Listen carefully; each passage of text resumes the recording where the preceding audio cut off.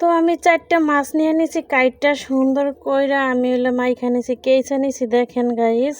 কারণ মাছগুলো যদি কেঁচা হয়, সুন্দর কইরা ভাজা করা হয় না, তাহলে কিন্তু অনেক ভালো লাগে সব কিছু এর ভিতরে ঢুকে। আর আমি সব কিছু সুন্দর কইরা কইরা নিছি, কারণ কাটিনি।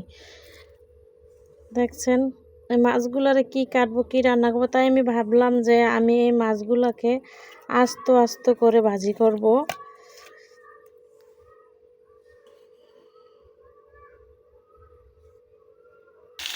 তো এই যে দিয়া দিলাম চুলার ভিতরে, এই যে দেখেন।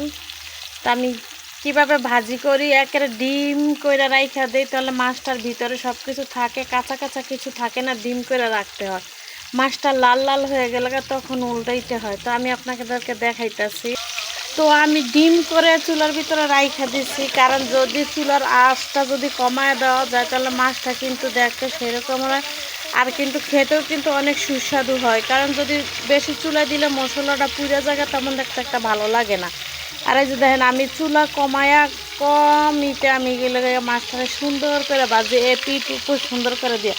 এই মাছটার সাথে যদি থাকে গিয়া একটু লেবু, আর যদি থাকে কাঁচামরিচ কিংবা শুকনা মরিচ, বাস আর কোনো কিছু লাগেই না। আমি তো এটি 1 প্লেট ভাত খেয়ে লাইতে পারি। তো যদি আমার ভিডিও ভালো লাগে, তাহলে অবশ্যই লাইক কমেন্ট সাবস্ক্রাইব করতে ভুলবেন না, শেয়ার করবেন, আমার পাশে থাকবেন। আজকে এ পর্যন্ত, বাই বাই।